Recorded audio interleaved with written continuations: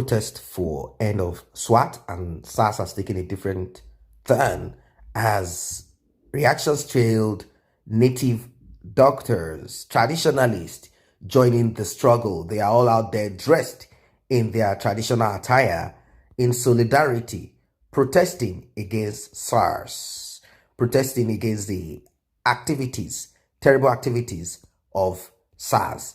Well, a lot of things have gone wrong under the SARS unit, and right now they claim that they are coming up with another group which they call SWAT, and right now there are calls for the end of that also. People are not interested in the group called SWAT or SAT or whatever it is. They believe that it is just a change of name and no change of value system, no professionalism in the way SARS has been on. Well, not just this native doctor, it seems as if this is eating up across the country as many people use this opportunity to air out their grievances against the recently disbanded SARS and the one that they are pushing forward to. Other protesters, who fortify themselves ahead of the journey in case there's going to be bloodshed. As you can see, many of them all dressed in their spiritual or in their attires, all dressed in red, white.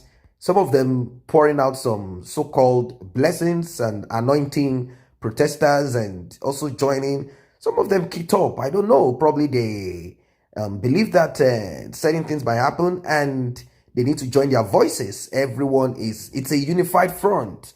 With the killings in Ogbomosho and just yesterday in Surulere, the protesting youth have tried to spiritually fortify themselves in case of a shootout with the policemen during the protest. This perhaps may have prompted these women to come out to give out their blessings for free on protesters. Hopefully, they believe that with this, they will be protected. And some of them in the southwest of Nigeria, from videos, women have been seen, men have been seen dressed in certain attires, and they've been pouring out certain things on young people who believe in all this traditional stuff, and these people might be fat priestesses or whatever it is. They are just rubbing certain things on the head, faces, bodies as a kind of fortification, as a kind of ritual, and you could hear a lot of people saying, amen, ashe to whatever it is that some of them were saying. The level of brutality from recent protests that we have seen probably must have prompted this certain group of people coming up with some traditional, religion or connections, juju or whatever, probably to protect themselves against any other thing that might want to come up against them. They are kind of securing themselves, hoping that gunshots and bullet wounds and all of this will not come their way. Well, the youth, as someone said, the youth of today, ordinary protest requires juju power. So when they eventually come to power, it means their juju will be for Nigerians, not to talk how they are looting the treasury. So someone is not happy with this. The person is more inclined to either Christianity or Islam and never juju or Ifa or any of the traditional beliefs in Nigeria or in Africa. So what I'm suggesting to government to gather the SARS in the hall, tie them down in that hall, detonate high caliber bomb, kill all of them. It is the only option. These current idiot criminals, armed robbers called SARS, can get their lessons as they have killed innocent people. Blood has been shed, and that they are not normal human beings and they must die for the lives that they have wasted.